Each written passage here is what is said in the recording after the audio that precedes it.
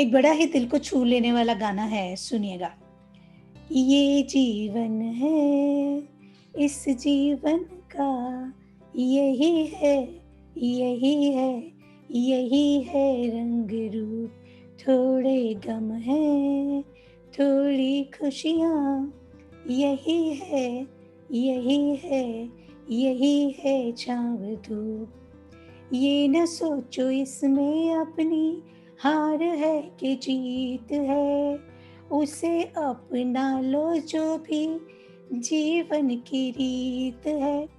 ये जिद छोड़ो यूं ना तोड़ो, हर पल एक दर्पण है, ये जीवन है। तो इस जीवन में आज फिर सुनते हैं एक और शानदार सी कहानी हरिशंकर परसाई जी की लिखी हुई, जिसका नाम है जैसे उनके दिन फिरे। एक था राजा, राजा के 4 लड़के थे। रानियां रानियां तो अनेक थी।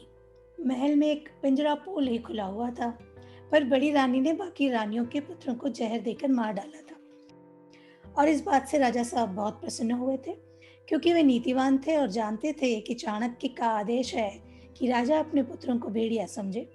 बड़ी रानी के चारों लड़के जल्दी ही राजगद्दी पर बैठना चाहते थे, इसीलिए राजा साहब को बूढ़ा होना पड़ा।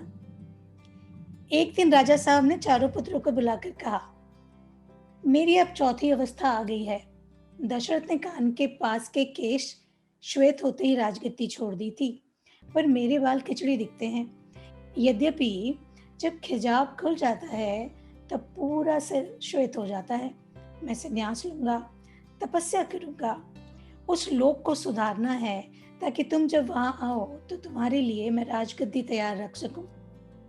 आज मैंने तुम्हें यह बतलाने के लिए बुलाया है कि गद्दी पर 4 के बैठने लायक जगह नहीं है। अगर किसी प्रकार चारों समा भी गए तो आपस में बड़ी धक्का मुक्की होगी और सभी गिरोगे।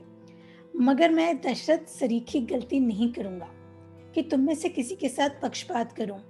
मैं तुम्हारी परीक्षा लूंगा। तुम चारों ही राज्य से बाहर चले जाओ। ठीक 1 साल बाद इसी फागुन की पूर्णिमा को चारों दरबार में उपस्थित होना। मैं देखूंगा कि साल में किसने कितना धन कमाया और कौन सी योग्यता प्राप्त की। तब मैं मंत्री की सलाह से जिसे सर्वोत्तम समझूंगा राजगद्दी दे दूंगा। जो आ गया, कहकर चारों ने राजा साहब को भक्तिहीन प्रणाम किया और राज्य के बाहर चले गए। पड़ोसी राज्य में पहुंचकर चारों राजकुमारों ने 4 रास्ते पकड़े और अपने पुरुषार्थ तथा किस्मत को आजमाने चल पड़े। ठीक 1 साल बाद फागुन की पूर्णिमा को राज्यसभा में चारों लड़के हाजिर हुए। राज सिंहासन पर राजा साहब विराजमान थे।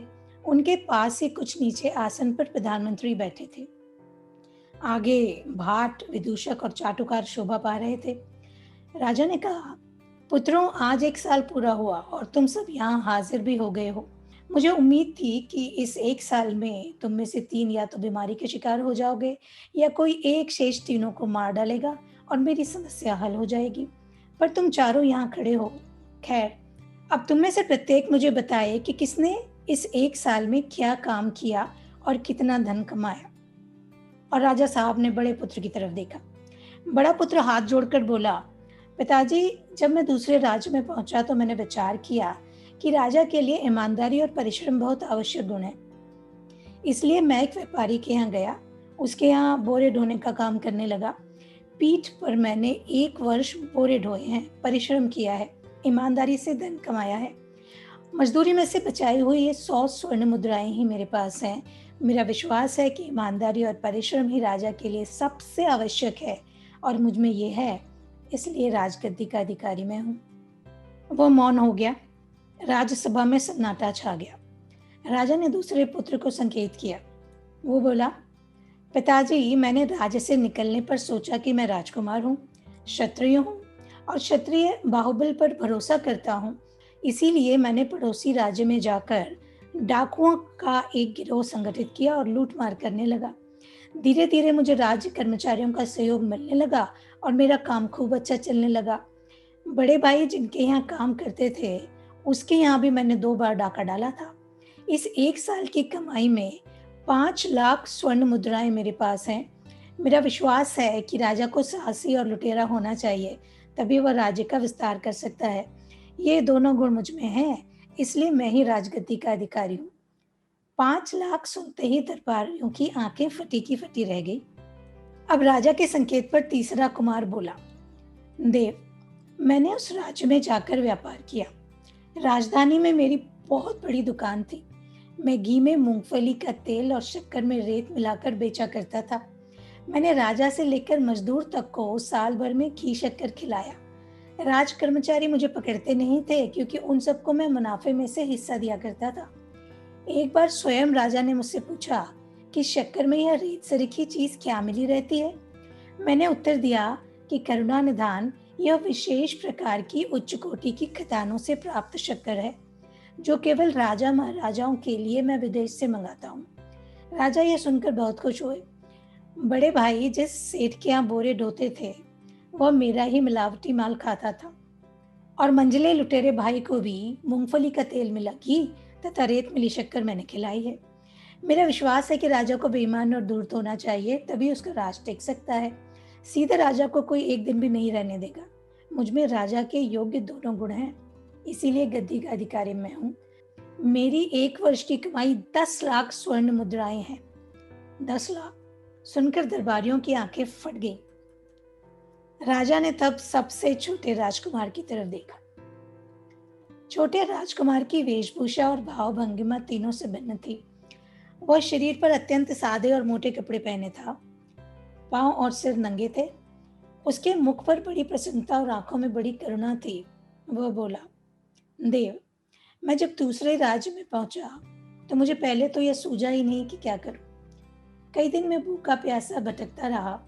चलते चलते एक दिन मैं एक अट्टालिका के सामने पहुंचा।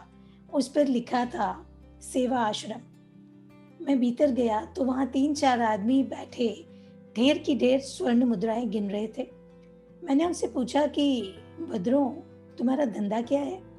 उनमें से एक बोला, त्याग और सेवा। मैंने कहा, भद्रों, त्याग और सेवा तो धर्म है, ये धंधा कैसे हुए? वो आदमी चिढ़कर बोला, तेरी समझ में यह बात नहीं आएगी। चल जा, अपना रास्ता ले। स्वर्ण पर मेरी ललचाई दृष्टि अटकी थी। मैंने पूछा, भद्रों, तुमने इतना स्वर्ण कैसे पाया? वही आदमी बोला, धंधे से। मैंने पूछा, कौन सा धंधा? उसने गुस्से में कहा, अभी बताया था ना, सेवा और त्याग। तू क्या बहरा है? उनमें से एक को मेरी दशा देखकर दया आ गई। उसने कहा, तू चाहता क्या है? मैंने कहा, मैं भी आपका धंधा सीखना चाहता हूँ। मैं भी बहुत सा स्वर्ण कमाना चाहता हूँ। उस दयालु आदमी ने कहा, तू तो हमारे विद्यालय में भर्ती हो जा। हम 1 सप्ताह में तुझे सेवा और त्याग के धंधे में पारंगत कर देंगे। शुल्क कुछ भी नहीं लिया जाएगा, पर जब तेरा धंधा चल पड़े तब श्रद्धानुसार गुरु दक्षिणा दे देना। पिताजी, मैं सेवा आश्रम में शिक्षा प्राप्त करने लगा। मैं वहां राजसी ठाट से रहता, सुंदर वस्त्र पहनता, सुस्वादु भोजन करता, सुंदरियां पंखा झलती, सेवक हाथ जोड़े सामने खड़े रहते। अंतिम दिन मुझे आश्रम के प्रधान ने बुलाया और कहा, वत्स, तू सब कलाएं सीख गया, भगवान का नाम लेकर कार्य आरंभ कर दे। उन्होंने मुझे ये मोटे और सस्ते वस्त्र दिए और कहा, बाहर इन्हें पहनना। कर्ण के कवच कुंडल की तरह ये बदनामी से तेरी रक्षा करेंगे। जब तक तेरी अपनी अट्टालिका नहीं बन जाती तो इसी भवन में रह सकता है। जा, भगवान तुझे सफलता दे। बस मैंने उसी दिन मानव सेवा संघ खोल दिया। प्रचार कर दिया कि मानव मात्र की सेवा करने का बीड़ा हमने उठाया है। हमें समाज की उन्नति करना है, देश को आगे बढ़ाना है, गरीबों, भूखों, नंगों, अपाहिजों की हमें सहायता करनी है। हर व्यक्ति हमारे इस पुण्य कार्य में हाथ बटाए, हमें मानव सेवा के लिए चंदा दे। पिताजी, उस देश के निवासी बड़े भोले हैं। ऐसा कहने से वह चंदा देने लगे। मंझले भैया से भी मैंने चंदा लिया था। बड़े भैया के सेठ ने भी दिया और बड़े भैया ने भी पेट काट कर 2 मुद्राएं रख दी। लुटेरे भाई ने भी मेरे चेलों को 1 सहस्त्र मुद्राएं दी थी, क्योंकि एक बार राजा के सैनिक जब उसे पकड़ने आए तो उसे आश्रम में मेरे चेलों ने छिपा लिया था। पिताजी, राज्य का आधार धन है। राजा को प्रजा से धन वसूल करने की विद्या आनी चाहिए।